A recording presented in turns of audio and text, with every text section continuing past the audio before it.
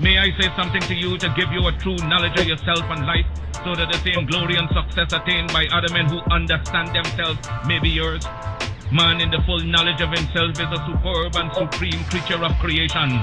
When man becomes possessor of the knowledge of himself, he becomes master of his environment, the captain of his own ship, the director of his own destiny, the accomplisher of his own ends.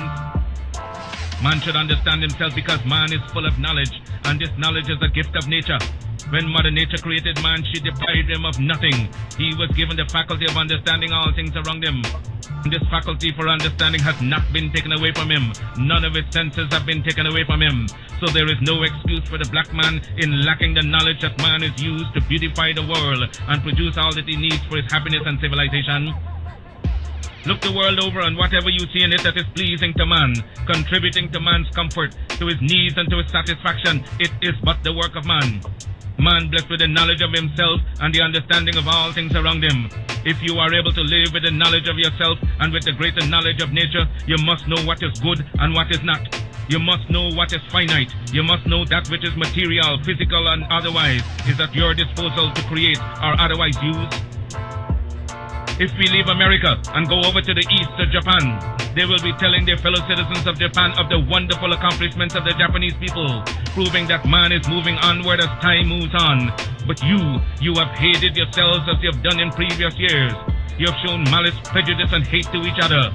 And the result is that while other races have made progress, while India has made progress towards nationalism, while Ireland has made progress towards republicanism, while the whole world has made progress in man's accomplishments, you still stand fighting yourselves, dishonoring yourselves, showing no disposition toward that higher life so that you will be abundantly blessed.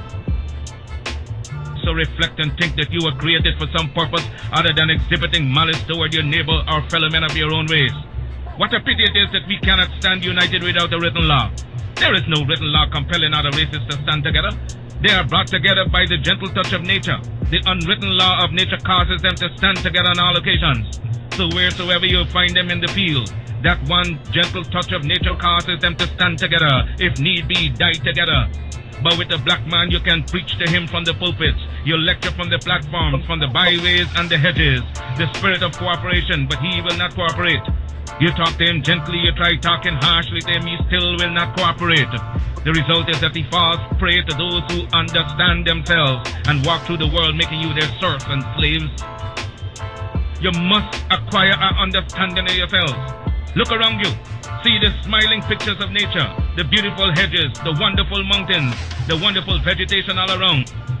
But because of your disposition to each other, you live in suffering, in want, in penury, and in debt. You lack the gentle touch of nature, love for each other. You hate yourselves. Black men, and what is wrong with you? Why have you no affection for yourselves? Could I hope to see you living among yourselves as the people I've spoken of? Living in charity, love, and in sympathy with each other? It can be done. I wonder if you will adapt that course. Isn't it easier to enjoy prosperity than to live in ignorance and darkness? Why select the worst out of nature? Nature never gave pain, suffering, and death to the world. It was man himself who selected death, pain, and sorrow. I wonder if I cannot inspire you to select between good and evil. Let me impress upon you once again that whatsoever your hardships may be, whatsoever your difficulties in life, they are your own selection. And so if you encourage them, if you husband them and take them to your bosom, they will abide with you. Nature will not take them away from you as Mother Nature did not give them to you. She is not responsible for your sorrows. Mother Nature represents all that is beautiful. She gave you the highest personality in the realm divine. Your sorrows are your own. If you want joy, if you want sunshine, it is before you abundantly in nature.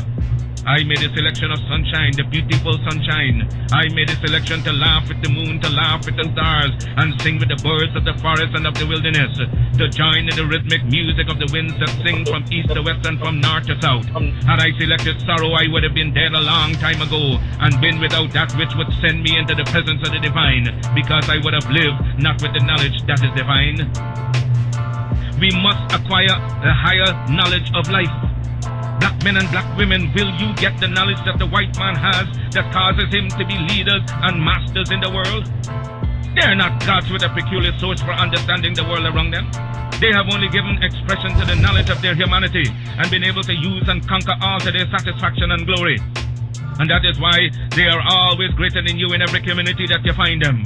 Isn't it strange that wheresoever the white man is found, he takes precedence over you? Why is that so? Answer that for yourselves, black men and black women.